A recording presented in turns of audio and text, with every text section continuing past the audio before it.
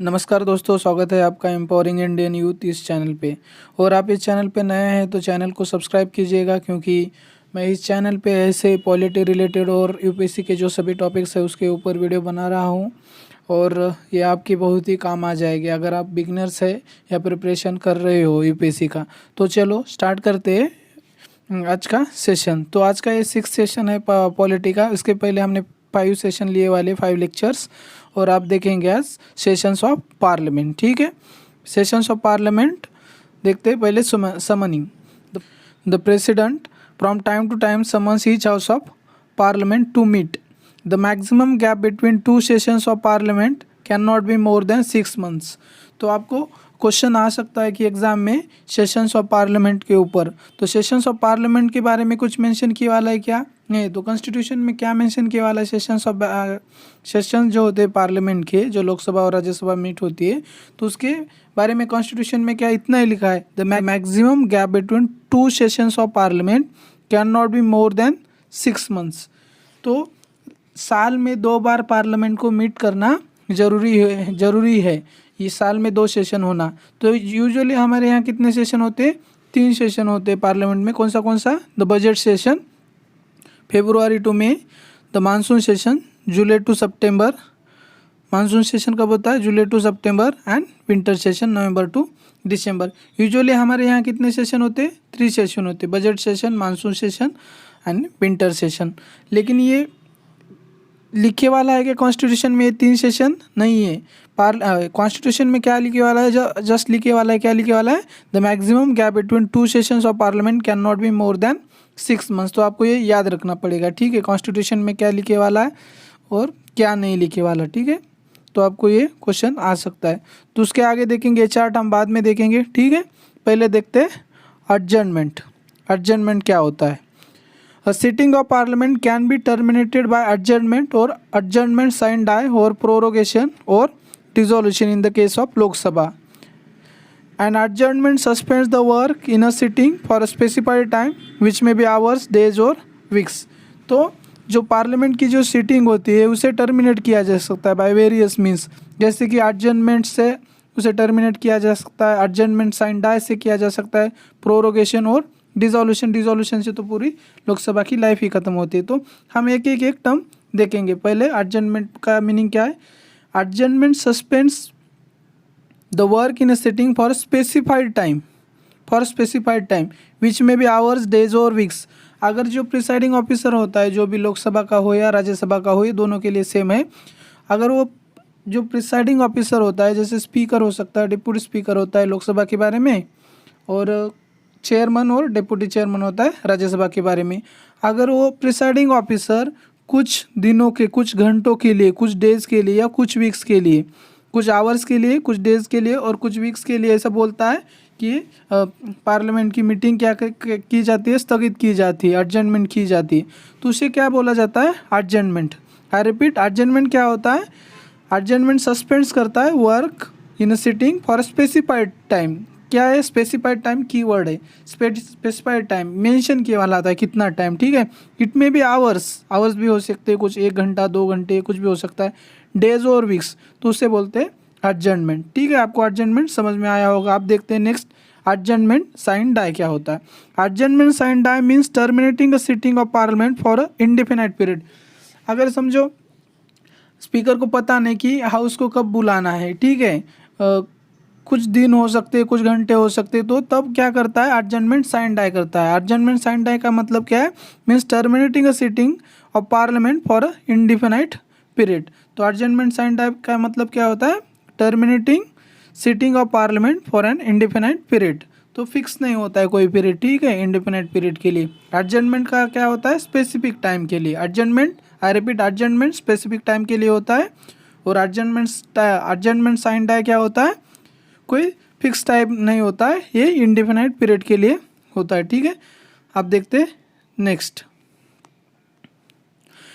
In other words, when the house is adjourned without naming a day for assembly it is called adjournment sine die. तो adjournment sine die का मतलब मैंने पहले ही समझा दिया है, लेकिन यहाँ पे एक बार देखते हैं। In other words, when the house is adjourned without naming day for assembly it is called adjournment sine die.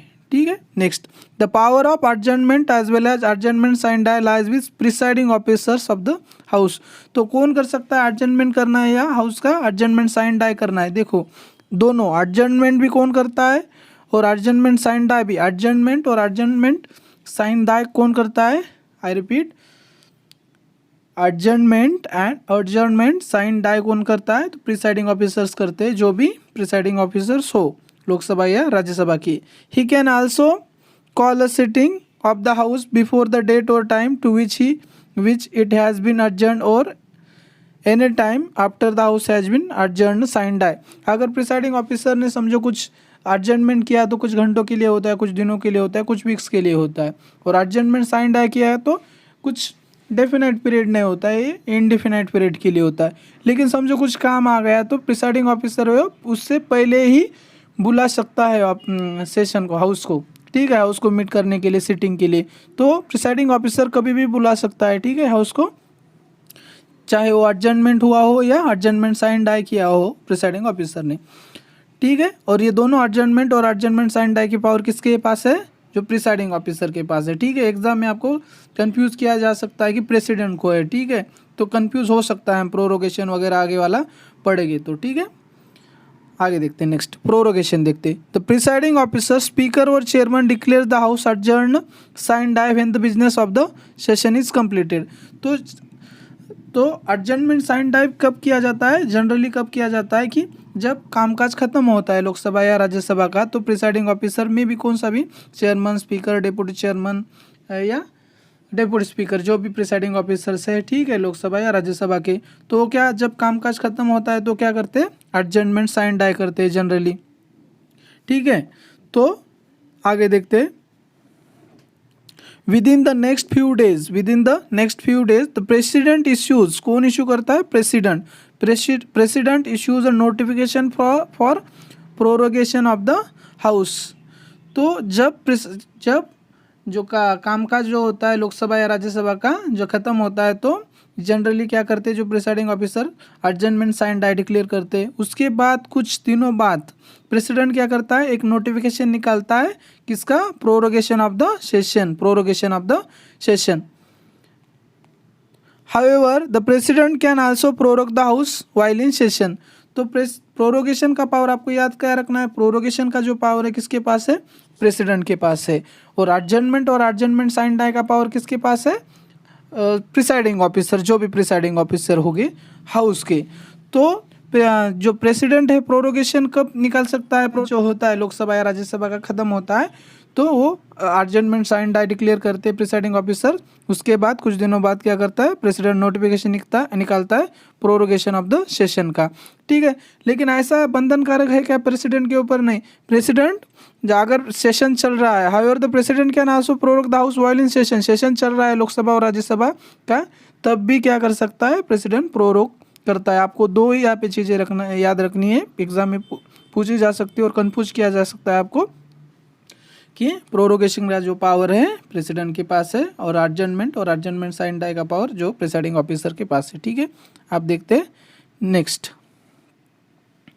आप देखते हैं डिसोल्यूशन। ठीक है, Rajya Sabha being a permanent house is not subject to dissolution. Rajya Sabha क्या है? परमानेंट हाउस है और ये डिसॉल्व नहीं होते। राज्यसभा का कार्यकाल क्या है? 6 साल का है, और एवरी सेकंड ईयर के लास्ट में है ना एमपीज जो है 1/3 एमपीज क्या होते हैं? रिटायर होते हैं, और every third year, at the beginning of the third year जो न्यू एमपी इलेक्ट होके आते हैं, चाहे वो नॉमिनेटेड हो या इलेक्टेड इनडायरेक्टली होते हो, इलेक्ट होके आते हैं राज्यसभा के बारे में हमने डिटेल में देख लिया है पहले वाले लेक्चर में। अगर आप नए हैं तो लेक्चर जाके देख सकते हैं। Only the Lok Sabha is subject to dissolution. Lok Sabha को ही डिसॉल्व किया जा सकता है, और लोकसभा का कार्यकाल कितना है? 5 साल का है, और लोकसभा दो में से डिसॉल्व की जा सकती है। आगे देखते हैं। Unlike a prorogation, a dissolution ends the very life of the existing house and a new house is constituted after general elections are held। तो जो प्रोरोगेशन क्या करता है? सेशन खत्म करता है उसका, ठीक है, लेकिन डिसोल्यूशन क्या करता है? डिसोल्यूशन पूरी हाउस की लाइफ ही खत्म कर देता है। कौन से हाउस की करता है? लोकसभा की करता है, राज्यसभा की करता है क्या? नहीं, राज्यसभा परमानेंट मेंबर है, वो डिजॉल्व नहीं होता है, याद रखना। आगे देखते हैं, dissolution of the Lok Sabha take place in either two ways, दो प्रकार से लोकसभा का डिजोल्यूशन होता है।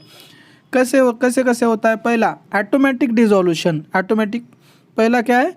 Automatic dissolution, that is on the expiry of its tenure of 5 years और the terms as extended during a national emergency. और अगर जो भी लोकसभा का 5 साल का कार्यकाल है, 5 साल का कार्यकाल, यूजुअली लोकसभा का कितना कार्यकाल होता है? 5 साल का होता है। और नेशनल इमरजेंसी लग गई समझो 1975 में नेशनल इमरजेंसी थी, तो लोकसभा का जो कार्यकाल 2 बार एक साल से एक्सटेंड किया गया था। अगर कार्यकाल एक्सटेंड किया गया हो नेशनल इमरजेंसी में, तो भी जो कार्यकाल नया है वो खत्म हो गया, तो ऑटोमेटिकली हाउस क्या होता है? डिसॉल्व होता है। यानी कि लोकसभा का जो कार्यकाल है पूरा होने के बाद ऑटोमेटिक डिसॉल्यूशन होता है। ऑटोमेटिक डिसॉल्यूशन कब होता है? जब भी लोकसभा का जो कार्यकाल है पूरा होता है, तब वो ऑटोमेटिकली लोकसभा क्या होती है? डिसॉल्व होती है। ठीक है, ये आपको समझ में आया होगा। अब नेक्स्ट देखते हैं दूसरी, whenever the president decides to dissolve the house which he is authorised to do once the Lok Sabha is dissolved before the completion of its normal tenure, the dissolution is irrevocable। तो पहली बार automatic dissolution होता है जब कार्यकाल जो होता है लोकसभा का कंप्लीट होता है। और दूसरी सिचुएशन कौन सी है कि प्रेसिडेंट को लगता है कि हाउस को डिसॉल्व करना है, क्योंकि जो कौन सी भी सरकार स्थापन नहीं कर पा रही है ये, ठीक है, और असमर्थ है सभी सरकार, ठीक है। रूलिंग पार्टी अपना जब कॉन्फिडेंस खो देती है और जो अपोजिशन पार्टी है सरकार स्थापन नहीं कर सकती, तो इस सिचुएशन में क्या कर सकता है? प्रेसिडेंट क्या करता है? डिसॉल्व करता है हाउस। या जो रूलिंग पार्टी है मेजॉरिटी में है और उनको लगता है कि अभी चुनाव लेंगे तो हम जीत के आ सकते हैं, तो वो डिसॉल्व कर सकते हैं। अगर कॉन्फिडेंस है उनके पास और वो डिसॉल्व कर दिया तो वो भी इरोकेबल है। तो अब when the Lok Sabha is dissolved, all business including bills, motions, resolutions, notices, petitions, so on pending before और इट्स कमिटीज लैप्स। तो आपको यहाँ पे याद रखना है, जब लोकसभा का डिसॉल्यूशन होता है, ठीक है, लोकसभा डिसॉल्व होती है, ऑल बिजनेस, यहाँ पे याद रखना है ऑल बिजनेस इंक्लूडिंग बिल्स, यहाँ पे कंफ्यूज हो सकता है, ठीक है, बिल्स के बारे में हम डिटेल में देखेंगे। Including bills, motions, resolutions, notices, petitions, so on pending before it और इट्स कमिटीज। पेंडिंग बिफोर, यहाँ पे कीवर्ड क्या है? पेंडिंग। अगर लोकसभा में पेंडिंग है तो कुछ भी हो, चाहे हो कौन सा भी बिल्स हो, मोशंस हो, रिजोल्यूशंस हो, नोटिसेस हो, पिटिशंस हो, तो सभी लैप्स होते हैं। और जो 2 स्पेशल सिचुएशंस होते हैं, जो बिल्स होते हैं लोकसभा डिसॉल्व होने के बाद लैप्स नहीं होते, वो आगे देखेंगे। ठीक है, आगे देखते हैं। Must be reintroduced in the newly constituted Lok Sabha. जो बिल होते हैं, नए बिल होते हैं या मोशंस होते हैं, रिजोल्यूशंस होते हैं, जो नोटिसेस होते हैं, तो जब नई लोकसभा कॉन्स्टिट्यूट होती है तो नए से उनको क्या करना पड़ता है? इंट्रोड्यूस करना पड़ता है। ठीक है, however some pending bills and pending assurances that are to be examined by the committees on government assurances do not lapse on the dissolution of Lok Sabha. The position with respect to lapsing of bills as follows. तो जो कुछ bills होते हैं, some pending bills and pending assurances that are to be examined by committees on government assurances do not lapse on the dissolution of Lok Sabha. और कौन से situation में अभी देखते हैं हम, बिल जो होते हैं लैप्स होते हैं, और कौन से सिचुएशन में बिल्स लैप्स नहीं होते। तो आपको ये 6 सिचुएशन दिए गए वाले हैं और उसमें से 2 सिचुएशन में ही बिल क्या होता है? लैप्स होता है, वो देखते हैं। और बाकी के 2 सिचुएशन आपको याद रखना है, उसके बाद जो भी सिचुएशन होता है उस सिचुएशन में जो बिल है लैप्स नहीं होता। तो देखते हैं पहली, अ bill pending in the Lok Sabha lapses whether originating in the Lok Sabha or transmitted to it by the Rajya Sabha. अगर लोकसभा में कौन सा भी बिल पेंडिंग है, चाहे वो लोकसभा से ओरिजिनेट हुआ हो और राज्यसभा ने पास करके लोकसभा में भेजा गया हो, इस दोनों सिचुएशन में क्या होता है? जो बिल लैप्स होता है। जो आई रिपीट, नर्सल में क्या कहा जा सकता है? जो बिल पेंडिंग है लोकसभा में, चाहे वो लोकसभा से ओरिजिनेट हो या चाहे राज्यसभा से ओरिजिनेट हो, वो क्या होता है? लैप्स होता है। ठीक है, इस सिचुएशन में एक लैप्स होता है। दूसरा, bill passed bye Lok Sabha but pending in the Rajya Sabha. और अगर एक बिल लोकसभा ने इंट्रोड्यूस किया और वो पास किया, और राज्यसभा में क्या है, पेंडिंग है, तो वो भी क्या होता है, लैप्स। ये दोनों ही सिचुएशन है, इस दोनों सिचुएशन में क्या होते हैं, बिल लैप्स होते हैं।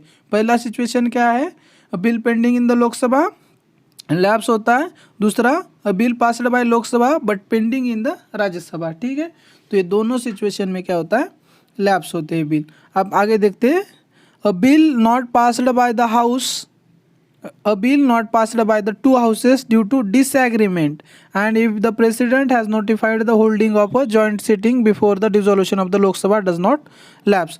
अगर दोनों हाउस है, किसी बिल के ऊपर उनका डिसएग्रीमेंट हुआ और जो स्पेसिफाइड टाइम दिए वाला होता है वो कंप्लीट हो गया और उस टाइम में उन्होंने बिल पास नहीं किया, तो प्रेसिडेंट क्या करता है, दोनों हाउस की जॉइंट सिटिंग बुलाता है। तो प्रेसिडेंट क्या करता है, दोनों हाउस की जॉइंट सिटिंग बुलाता है, और ऐसे समय में लोकसभा डिसॉल्व होती है जॉइंट सिटिंग बुलाने के बाद प्रेसिडेंट ने, तो वो बिल जो होता है वो लैप्स होता है क्या, नहीं होता है, ठीक है। ये सिचुएशन आपको याद रखना पड़ेगा। आगे देखते हैं, अ bill pending in the Rajya Sabha but not passed by the Lok Sabha does not lapse. जो बिल क्या है, पेंडिंग है राज्यसभा में, या चाहे राज्यसभा में इंट्रोड्यूस किया वाला हो लेकिन पेंडिंग है, इंट्रोड्यूस करने वाले थे, ठीक है। Bill pending in the Rajya Sabha but not passed by the Lok Sabha does not lapse, तो लैप्स नहीं होता। A bill passed by both the houses but pending assent of the president does not lapse. तो बिल क्या किया है, दोनों हाउसेस ने पास किया है और प्रेसिडेंट को भेजा है, और प्रेसिडेंट का असेंट बाकी है, ठीक है। असेंट यानी कि सिग्नेचर, हस्ताक्षर करना उसके ऊपर बाकी है, सहमति देना। तो इस सिचुएशन में भी बिल क्या करता है, लैप्स करता है क्या, नहीं करता। अ bill passed by both the houses but return by the president for reconsideration of the houses does not lapse. जो दोनों हाउसेस ने बिल पास किया, प्रेसिडेंट को भेजा है असेंट के लिए, लेकिन प्रेसिडेंट ने क्या किया, रिटर्न किया है बिल को, और प्रेसिडेंट एक बार रिटर्न कर सकता है बिल, ठीक है। और दूसरी बार अगर हाउसेस ने पास किया तो उसे कंपलसरी होता है असेंट देना, ठीक है। अगर प्रेसिडेंट ने रिकंसिडर करने के लिए दोनों हाउसेस के लिए भेजा है, तो इस सिचुएशन में भी बिल क्या होता है, लैप्स होता है क्या, नहीं होता है। यहाँ पे आपको क्या करना है, बस दो ही चीज़ें याद रखना है, फर्स्ट और सेकंड, इन दोनों ही सिचुएशन में, जस्ट टू ही सिचुएशन में क्या होते हैं, बिल क्या होता है, लैप्स होता है, और बाकी के जो 4 सिचुएशंस है उसमें लैप्स नहीं होता। अगर 4 याद नहीं रहेगी तो भी चलेगा, ठीक है। तो आपको दो ही सिचुएशन याद रखनी है। आप देखते हैं, quorum is the minimum number of members required to be present in the house before it can transact any business. Quorum क्या होता है, कोरम का नटशेल में मीनिंग क्या है, मिनिमम नंबर लगते हैं। मिनिमम नंबर किसके लिए, हाउस का जो बिजनेस है, जो सिटिंग है हाउस की चलाने के लिए, बिजनेस चलाने के लिए, उसे मिनिमम नंबर उसमें प्रेजेंट रहने पड़ते हैं, ठीक है। क्या मिनिमम नंबर हो सकते हैं, वो डिपेंड करता है कंट्री टू कंट्री। तो हमारे यहाँ पे क्या कोरम है, देखते हैं हम। It is 1/10 of the total number of members in each house including the presiding officer. तो ये बहुत ही इंपॉर्टेंट लाइन है हमारे यहाँ। तो हमारे यहाँ कोरम क्या, it is 1/10 of the total number of member in each house including the presiding officer. Presiding officer को इंक्लूड करना है, ठीक है। यहाँ पे कंफ्यूजन किया जा सकता है आपको एग्जाम में, ठीक है। प्रिसाइडिंग ऑफिसर दिया जा सकता है, ठीक है। प्रिसाइडिंग ऑफिसर आपको एग्जाम में दिया नहीं जा सकता, या अब नहीं दिया गया हो तो 1/10 मेंबर दिया गया हो तो करेक्ट हो सकता है, लेकिन अगर उसमें दिया हुआ है, अगर आपके पास 2 स्टेटमेंट है एग्जाम में, ठीक है, तो it is 1/10 of the total number of members of the house, एक स्टेटमेंट है, और दूसरा it is 1/10 of the total number of members in each house including the presiding officer. तो दोनों में से मोस्ट अप्रोप्रिएट क्या है, इंक्लूडिंग द प्रिसाइडिंग ऑफिसर, ये मोस्ट अप्रोप्रिएट है, ठीक है। एग्जाम में आपको क्या करना है, मोस्ट अप्रोप्रिएट आंसर चूज करना है, ठीक है। तो डिपेंड करता है आंसर, जो स्टेटमेंट्स दिए वाले उसके ऊपर आपको कौन सा चूज करना है, ठीक है। तो आपको ये याद रखना पड़ेगा, ठीक है। कोरम क्या होता है, मिनिमम नंबर रिक्वायर्ड होते हैं हाउस का बिजनेस चलाने के लिए, ठीक है। और इसके हमारे यहाँ पे कोरम कितना है, 1/10 of the total number of members in each house including the presiding officers. आगे देखते हैं, तो it means that there must be at least 55 members present in the Lok Sabha and 25 members present in the Rajya Sabha if any business is to be conducted। तो हमारे यहाँ पे कितने MP चाहिए लोकसभा के लिए, लोकसभा के लिए 55 एमपी चाहिए, क्योंकि हमारे लोकसभा का एक्चुअली अभी करंटली स्टैंड कितना है, 543, एंड राज्यसभा के लिए कितने एमपी चाहिए, मेंबर्स 25 मेंबर चाहिए, और हमारा राज्यसभा का जो करंटली स्ट्रेंथ कितना है, 245 क्या है राज्यसभा की स्ट्रेंथ है, एंड 543 लोकसभा की स्ट्रेंथ है करंटली। ठीक है, आप देखते हैं next. If there is a no quorum during a meeting of the house, it is the duty of the presiding officer either to adjourn the house और to suspend the meeting until there is a quorum। तो ये duty है किसकी है? Presiding officers की है। क्या करना है कि अगर quorum नहीं हो रहा है तो सस्पेंड करना है उसको कुछ देर के लिए, ठीक है, या adjourn करना है उसको कुछ देर के लिए जब तक quorum नहीं होता। ठीक है, आप देखते हैं नेक्स्ट। आप देखते हैं जो हमारा ये टेबल रह गया था, ठीक है, एडजर्नमेंट और प्रोरोगेशन टेबल के फॉर्म में देखते हैं। ठीक है, कंपेयर करके एडजर्नमेंट देखते हैं। It only terminates a sitting and not a session of the house. तो एडजर्नमेंट क्या कर सकता है? तो जो सेशन होता है उसमें बहुत सारे सिटिंग्स होती है, ठीक है, ईच डे बहुत सारे सिटिंग होते हैं। तो एडजर्नमेंट क्या करता है? सिटिंग टर्मिनेट करता है उसकी, ना कि सेशन। तो प्रोरोगेशन क्या करता है? It not only terminates a sitting but also session of the house. तो प्रोरोगेशन दोनों को टर्मिनेट करता है। सिटिंग तो टर्मिनेट करता है, लेकिन जो सेशन होता है हाउस का उसे भी टर्मिनेट करता है। ठीक है, आप देखते हैं next. It is done by presiding officer of the house. तो एडजर्नमेंट कौन करता है? तो प्रिसाइडिंग ऑफिसर करता है। ठीक है, जो भी स्पीकर होता है या डेप्यूटी स्पीकर होता है लोकसभा के बारे में और राज्यसभा के बारे में चेयरमैन और डेप्यूटी चेयरमैन जो होता है वो एडजर्नमेंट करता है। ठीक है, एडजर्नमेंट कौन करता है? Presiding officer of the house. और प्रोरोगेशन को कौन करता है? It is done by the president of India. Prorogation करने का अधिकार किसे है? तो प्रेसिडेंट को है। ठीक है, आपको ये याद रखना पड़ेगा difference. It does not affect the bills और any other business pending before the house and the same can be resumed when the house meets again. तो एडजर्नमेंट होता है तो जो बिल्स है या कौन सा भी बिजनेस है पेंडिंग, तो उसके ऊपर कोई इफेक्ट नहीं होता है। ठीक है, तो वैसे का वैसे चलता है। आप देखते हैं प्रोरोगेशन होता है तो क्या होता है? It also does not affect the bills. It also does not affect the bills और any other business pending before the house. तो बिल्स और अदर पेंडिंग बिजनेस है उसके ऊपर, बिल्स के ऊपर तो कुछ अफेक्ट होता नहीं, लेकिन क्या हो सकता है दूसरा सिचुएशन देखते हैं। Higher all pending notices other than those introducing bills lapse on prorogation and fresh notices have to be given for the next session. In Britain, prorogation brings to an end all bills in any other business pending before the house. तो जो Britain में होता है सभी bills और जो notice सब कुछ होता है वो ब्रिटेन में क्या होता है? जब सेशन एंड होता है तो सब कुछ क्या होता है? एंड होता है। ठीक है, ब्रिटेन में ख़त्म होता है। लेकिन हमारे यहाँ क्या होता है?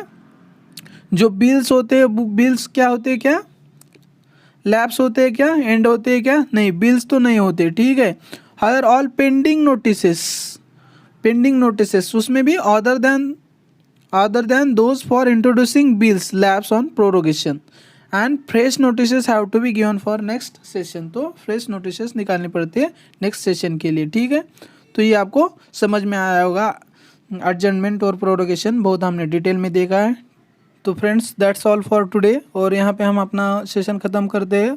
और ये आई थिंक पार्लियामेंट का 6th लेक्चर था, और ऐसे हम लेक्चर की सीरीज स्टार्ट करने वाले। इसी तरह हम पॉलिटी का कवर करने वाले, उसके बाद हम इकोनॉमिक्स या इन्वायरमेंट कवर करेंगे। और इन्वायरमेंट के जो इंपॉर्टेंट टॉपिक्स है वो पहले कवर करेंगे, पॉलिटी चलता रहेगा तो भी। ठीक है, तो मैं ऐसे ही यूपीएससी रिलेटेड सब्जेक्ट पे वीडियोस बनाता हूँ। तो आप इस चैनल पे नए हैं तो प्लीज़ चैनल को अब भी सब्सक्राइब कीजिएगा और लाइक कीजिएगा और अपने दोस्तों के साथ भी शेयर कीजिएगा। Thanks for the watching video.